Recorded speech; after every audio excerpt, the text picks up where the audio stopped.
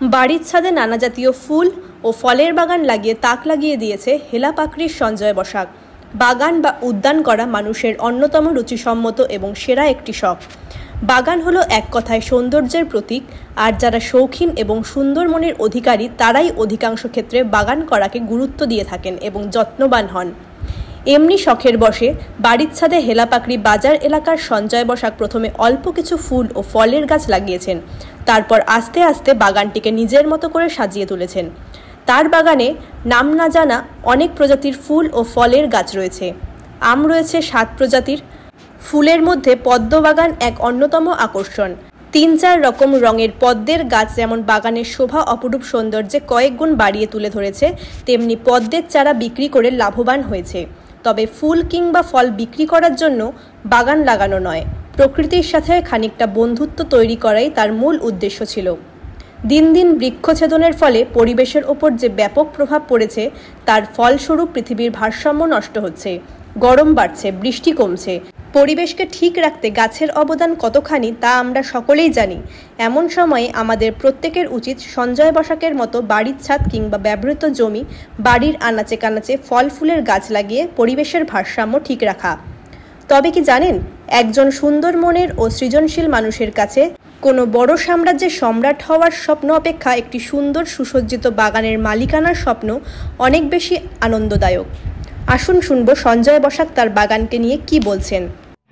ছাদে সুবিধা হয়, আমার জমি আছে কিন্তু জমিতে ছায়া হয়, ছাদে রোদটা ভালো পায়, রোদের জন্যই ছাদে পাওয়া। কতদিন আগে তুমি এই বাগানটা লাগিয়েছিলে? প্রায় 3 বছর মতো হবে। 3 বছর। কি উদ্দেশ্য তোমার এখানে বাগান? ওটাই মানসিক শান্তির জন্য, মানে ওরকম বিজনেস ব্যাপার নেই, তো ওটাই মানসিক শান্তি আর ইচ্ছার জন্য ভালো লাগে করতে, তাই সময় ভালো পাস হয়। এতে তো ধরে নাও পরিবেশেরও অনেক উপকার হয়। কি বলবে এই বিষয়ে? সবারই উচিত গাছ টাছ লাগানো, পরিবেশের ভারসাম্য বজায় রাখার জন্য। গাছ যেভাবে গরম বাড়ছে, তো গাছেই একমাত্র আমাদের এই গরম থেকে উদ্ধার করতে পারে। কত ধরনের গাছ তোমার এই ছাদের উপরে লাগানো আছে? সেরকম তো সঠিকভাবে বলতে পারবো না, তবু 100 প্রজাতির উপর বেশি হবে। সবগুলো 1-2 করে প্রজাতি লাগানো আছে। কয়েকটা প্রজাতির নাম যদি বলো। আম যেমন 7 থেকে 10 ধরনের আম আছে, কদবেল আছে, মৌসম্বি আছে, কমলালেবু আছে, গোলাপজাম আছে, মালবেরি আছে, আপেল আছে, 3-4 ধরনের কুল আছে, সবেতা আছে, আরও অনেক কিছুই আছে, সঠিকভাবে মনে পড়ছে না এখন সবগুলো। এগুলো হচ্ছে টপিক্যাল ভ্যারাইটি বলে। এগুলো দক্ষিণবঙ্গ থেকে আমরা অনলাইন কুরিয়ার মাধ্যমে আনা হয়েছে। এগুলো অনেক কটা ভ্যারাইটি আছে এবং 5 থেকে 7টা ভ্যারাইটি আমার কাছে এখন আছে। তার মধ্যে সাদা, গোলাপি, লাল। কতদিন আগে লাগিয়েছিল? গত 3 মাস আগে, গত বছর আরও লাগিয়েছিলাম।